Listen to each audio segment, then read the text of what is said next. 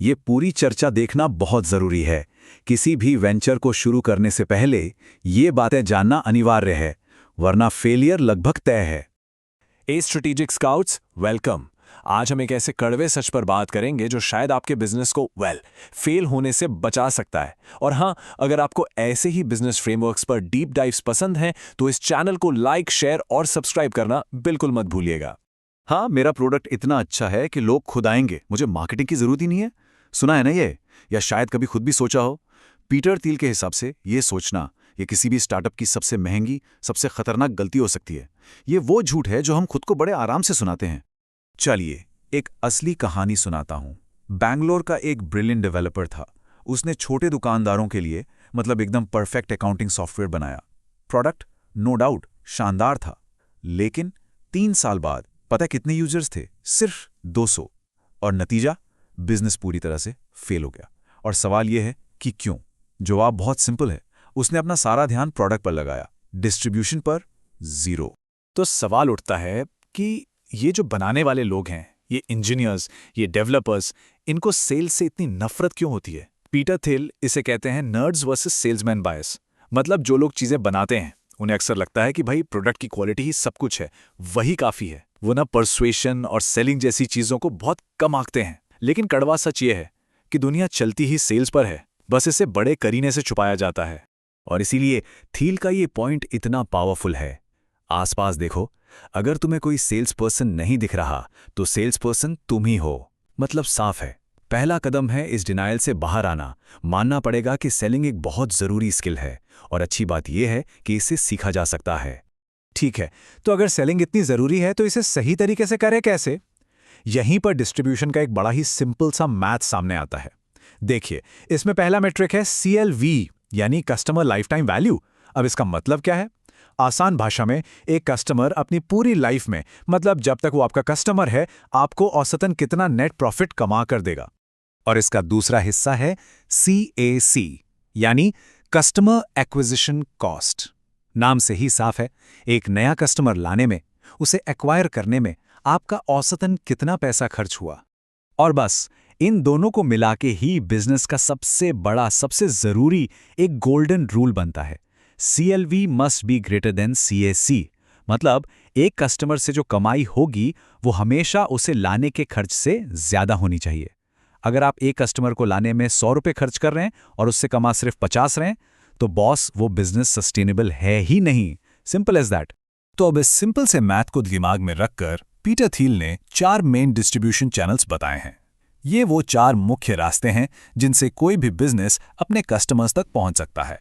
अब जरा इस टेबल को देखिए, ये पूरी कहानी को एकदम क्रिस्टल क्लियर कर देता है। देखिए, अगर आपके प्रोडक्ट का CLV मतलब लाइफ टाइम वैल्यू 5 लाख से भी ज्यादा है तो CEO को खुद जाकर कॉम्प्लेक्स सेल्स करनी होगी, बड़ी बड़ी डील्स। अगर CLV 50,000 से 5 लाख के बीच है तो आपको एक डेडिकेटेड पर्सनल सेल्स टीम चाहिए होगी। अगर ये 5,000 से 50,000 के बीच आता है तो मार्केटिंग और एड्स वाला रास्ता काम कर सकता है। और अगर CLV 5,000 से भी कम है तो आपके पास सिर्फ और सिर्फ एक ही ऑप्शन बचता है, वायरल डिस्ट्रीब्यूशन। तो मतलब क्या हुआ? मतलब ये कि आपका CLV ही तय करता है कि आप कौन सा रास्ता चुन सकते हैं। और यहीं पर एक बहुत बड़ा ट्रैप है, एक खतरनाक गड्ढा, जिसे थील कहते हैं डिस्ट्रीब्यूशन डोल्ड्रम्स। ये वो सिचुएशन है जहां आपका प्रोडक्ट पर्सनल सेल्स करने के लिए तो बहुत सस्ता है, मतलब सेल्स टीम का खर्चा ही नहीं निकलेगा, लेकिन मास एडवर्टाइजिंग करने के लिए बहुत महंगा है। मतलब एड पर खर्च करोगे तो प्रॉफिट नहीं बचेगा। और सच कहूं तो इंडिया में बहुत से छोटे बिजनेस इसी ट्रैप में फंसकर रह जाते हैं। अब एक और बहुत जरूरी कॉन्सेप्ट को समझते हैं, the power law of distribution. देखिए, आमतौर पर सलाह क्या दी जाती है कि भाई सारे चैनल्स ट्राई करो, देखो क्या काम करता है। लेकिन पीटर थिल कहते हैं ये सलाह एकदम गलत है। उनका कहना है कि सच तो ये है कि सिर्फ एक डिस्ट्रीब्यूशन चैनल जो आपके लिए परफेक्ट काम कर जाए, वो बाकी सारे चैनल्स को मिलाकर भी उनसे कई गुना ज्यादा पावरफुल और वैल्यूएबल होता है।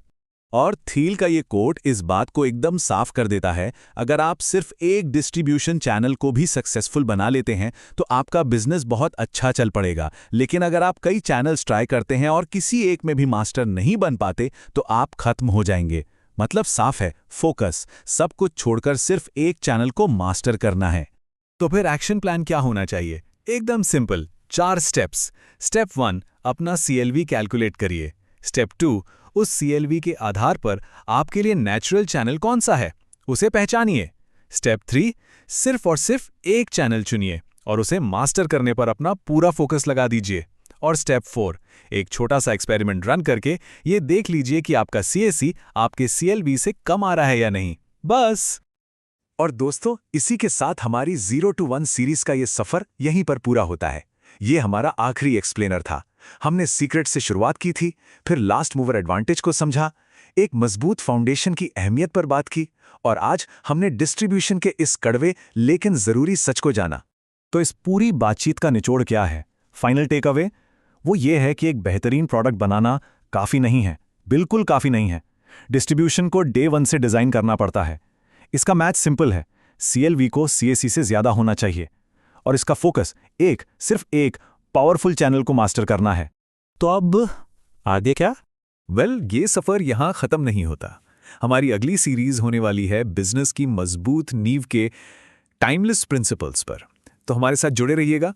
मिलते हैं अगली बार एक नए डीप डाइव के साथ।